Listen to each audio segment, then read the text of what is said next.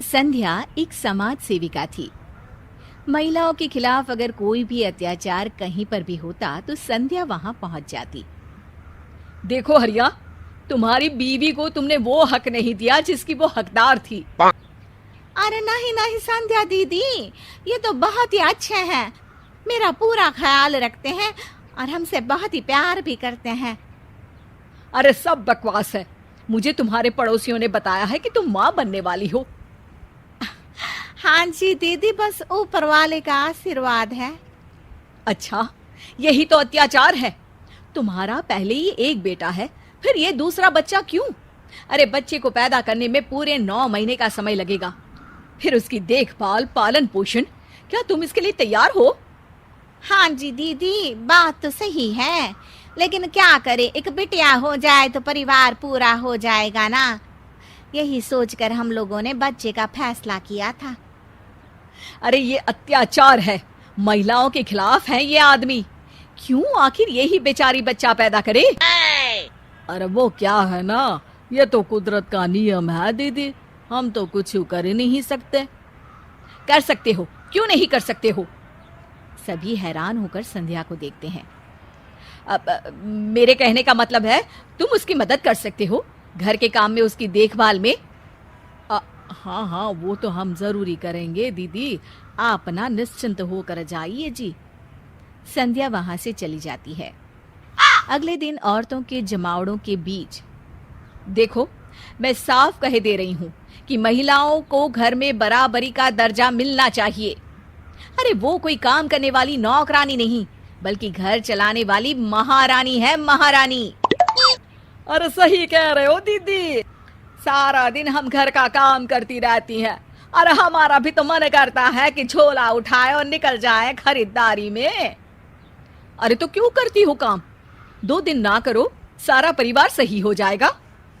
हाँ संध्या दीदी सही कह रही हैं, झाड़ू पोछा, बर्तन, कपड़ा, खाना और न जाने कितने काम हैं जो हम लोग बिना शिकायत के करती रहती हैं, लेकिन हमें वो इज्जत, वो हक नहीं मिलता जिसके हम हकदार हैं। संध्या वहां से भी चली जाती है। एक दिन संध्या घर में बैठकर चाय पी रही होती है कि तभी कुछ आदमी और बूढ़ी औरतें उसके घर आ जाती है। अरे कौन है संध्या यहाँ? मैं हूँ संध्या, और किसने आप पर अत्याचार किया है मुझे बताएं, मैं खबर लेती हूँ उसकी। एक बूढ़ी औरत के साथ संध्या का हाथ हमेशा है। अरे बस करो, लोगों को भड़काती रहती हो, हमारा घर खराब कर रही है। क्या बकवास किया है तूने मेरी बहू के सामने हैं? अब ना तो वो घर में हम लोगों के लिए खाना बनाती है, ना इन छोटे बच्चों की देखभाल करती है। आखिर कब तक, मैं कहती हूँ आखिर कब तक हमारे समाज की औरतें खाना बनाएंगी? अरे ठीक कह रही है बहन जी, अब हम एक काम करते हैं, हम घर संभाल लेते हैं और औरतों को कहते हैं कि बाहर से पैसा कमा लाए। अरे वो भी तो जरूरी है ना, कमाएंगे नहीं तो खाएंगे क्या? संध्या सोच में पड़ जाती है। तभी वहां वो औरतें भी आ जाती हैं जिन्होंने संध्या के कहने पर घर का काम करना छोड़ा था।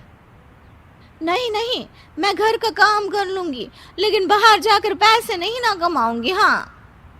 अरे क्यों भाई, एक तो काम करना ही पड़ेगा ना, या तो घर का या बाहर का। हाँ बहू, पति पत्नी गाड़ी के 2 चक्के की तरह होते हैं, दोनों मिलकर ही तो गृहस्थी चलाते हैं। इसमें हक नौकरानी या बेइज्जती जैसी कोई बात होनी ही नहीं चाहिए। और सुन संध्या, अगर महिलाओं के हक की बात करनी है तो उन घरों में जाओ जहां सच में महिलाएं घरेलू हिंसा की शिकार होती हैं। मैं समझ गए आंटी जी कि असली फेमिनिज्म यानी नारीवाद क्या होता है। मैं आगे से ध्यान रखूंगी कि मेरी कही बात सिर्फ हवा में फेंकी तीर ना हो।